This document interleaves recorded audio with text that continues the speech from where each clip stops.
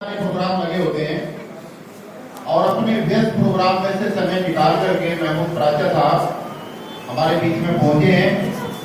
मुझे पता है कि इनको भी एक और बड़े प्रोग्राम में जाना था, मेरा भी वहां पर नाम लिखा हुआ था, लेकिन मैं यहाँ के प्रोग्राम की वजह से नहीं जा पाया, इसलिए मैं अपनी बात बाद में रखूंगा। मैं सरसरी तौर पर उनके बोलने से पहले थोड़ा सा उनको बताना चाहता हूँ कि किस क्या विषय है आज का। मैं सबसे पहले हमारे बीच में स्वामी दयानंद अस्पताल और भिन्न भिन्न डिस्पेंसरियों से आई हुई तमाम क्रांतिकारी बहनें जो पिछले 4 महीने से लगातार धरने पर डटी हुई हैं, हमारे बीच में आई हुई हैं। मैं उनको सैल्यूट करता हूं और आपसे विनती करता हूं कि जोरदार तालियों से आप उनका स्वागत।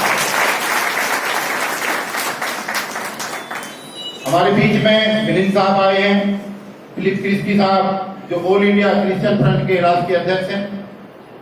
हमारे बीच में कांग्रेस की पूर्व प्रत्याशी रही हुई हमारी बहन प्रेमलता जी मौजूद हैं। दिल्ली यूनिवर्सिटी से हमारी प्रोफेसर रितु सिंह जी हमारे बीच में मौजूद हैं और महमूद प्राचा साहब को आपने जान ही लिया है, और तमाम मेरे सम्मानित मंच पर बैठे हुए तमाम साथियों। दोस्तों, ये मुहिम 1 महीने पहले शुरू की हमने चाय पर चर्चा से, और चाय पर चर्चा में हम लोगों के पास गए, उन लोगों ने हमारी बात को सुना और हमने देशभक्त मोर्चा और आज के जो वर्तमान हालात हैं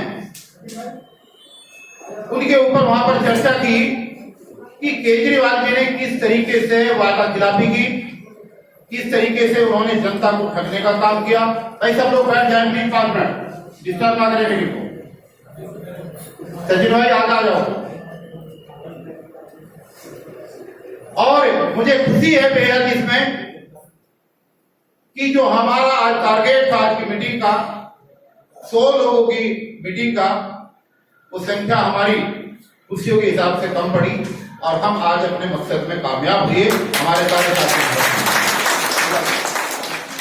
नंदनगरी की E4 की टीम जो राहुल जी के नेतृत्व में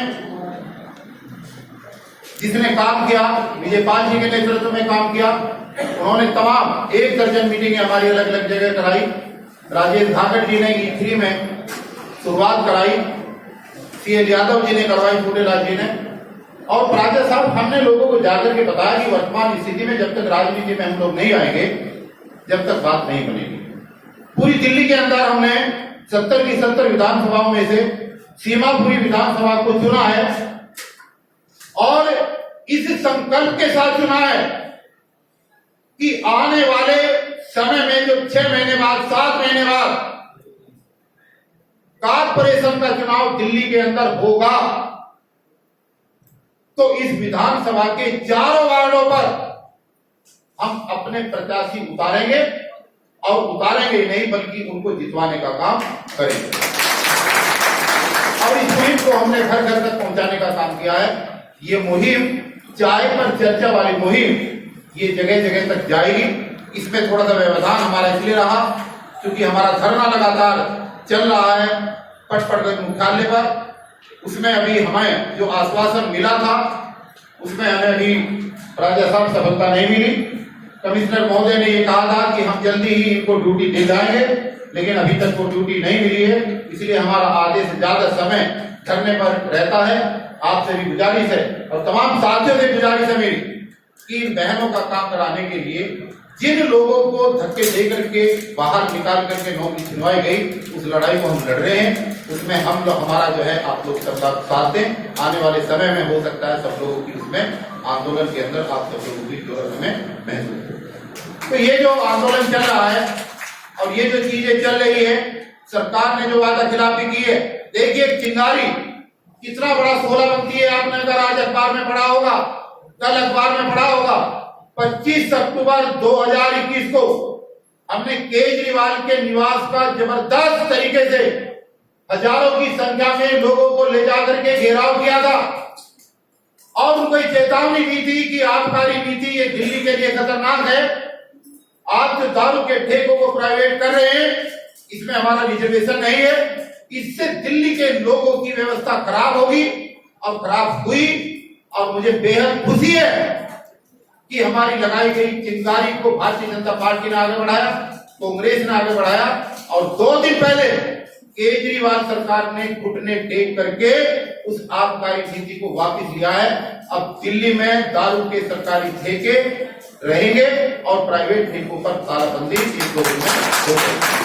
ये बात मैं इसलिए कह रहा हूं कि अगर हम तैयारी करके कहीं पर चलते हैं तो दोस्तों उसमें सफलता जरूर मिलती है, बेशक थोड़ा बाद में मिले, लेकिन ऐसा नहीं है कि आंदोलन की शुरुआत की हुई उसका कोई रिजल्ट ना आए।